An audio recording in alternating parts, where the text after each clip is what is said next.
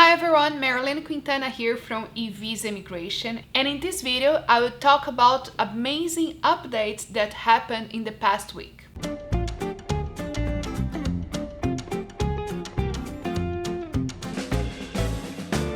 The first update is regarding the travel restrictions for students.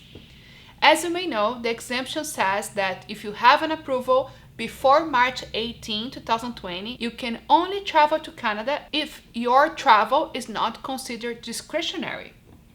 And the update in this matter was that they added 2 new options for you to consider that your travel is not discretionary. Before this change, the government was only considering non-essential those students that could prove that they need to be here, for example, to attend lab classes, workshops, more hands-on programs, for example, culinary arts or trades, so people that really need to be in person in Canada to attend their program of studies. The government has added 2 options to consider. First, if the person has problems with internet bandwidth and this could hurt their studying online. And secondly, if the time zone of the school classes versus the time zone of your country would not allow you to attend the classes in a proper manner. For example, if the classes in Canada will start at 8 a.m.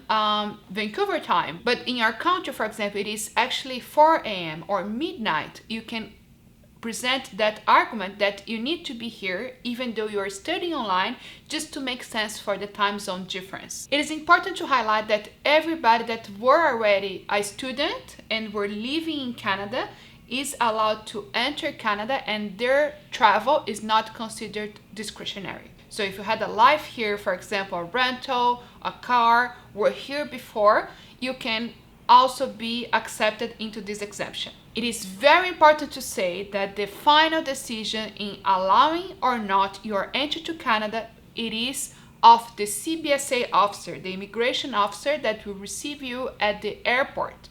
So you have to be ready to present all the arguments and be very aware that if the officer decides that your travel, it is discretionary, it is not essential, they can send you back to your home country.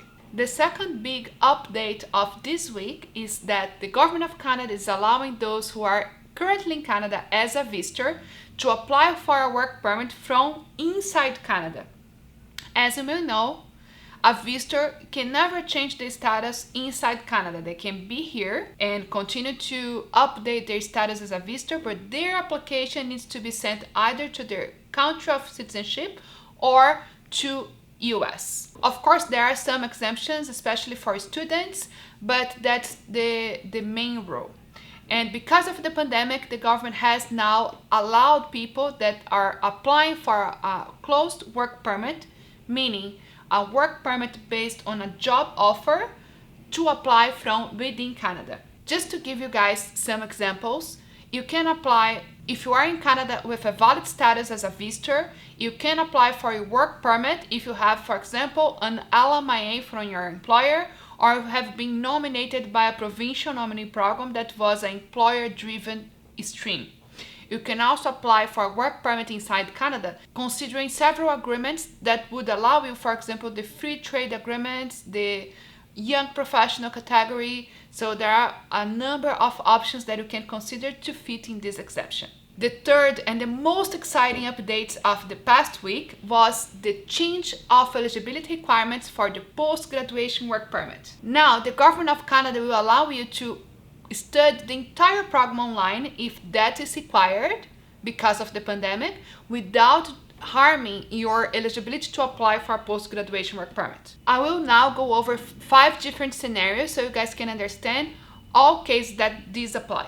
First, for all study permit holders that are already studying in Canada, even that they will be forced to study more than 50% of their program online, they continue to be eligible for the post-graduation work permit. Before the change, they only would be eligible if they do not study more than 50% of their program online. So now that's no more a concern. The second scenario, and a very interesting one, it is that all those who have a study permit and left Canada because of the pandemic and decide to continue their studies online from their home country will continue to be eligible for the post-graduation work permit. That's definitely amazing news, especially because some students decide to leave Canada because they were seeing that it was a little bit more difficult to work the 20 hours and to pay for all expenses. So it's very nice to hear that they continue to be eligible for their post-graduation work permit and could continue their online studies from their home country.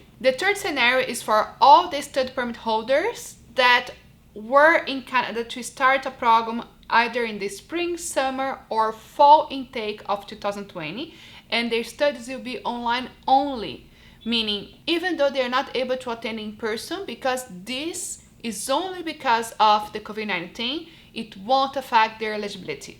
Now, the two most exciting news for you guys, and of course I left the best to the end of this video, so let's talk about these last two scenarios that are very, very exciting. So if you have been approved for a study permit to start studying in the spring, summer, or fall of 2020, even though you didn't come to Canada and you are going to study only online, you're still eligible for the post-graduation work permit. And the last scenario, and the most interesting one, if you have submitted an application that has not yet been processed, but your application was to start a program in the spring, summer, or fall of 2020, and you start your program of studies online, even though you haven't been approved, just submitted your application, you can continue to be eligible for your post-graduation work permit. So it's very exciting to hear that.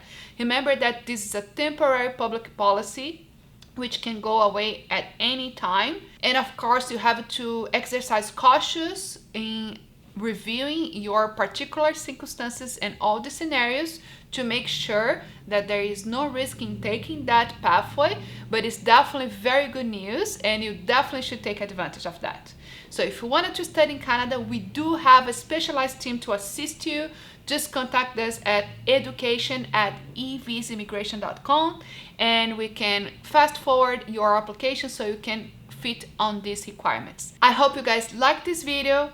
If you liked, please give us a thumbs up, subscribe to our channel, click on the little bell right below so you can receive weekly notifications, and if you have any questions, leave us a comment right below or schedule a consultation with one of our specialized immigration consultants.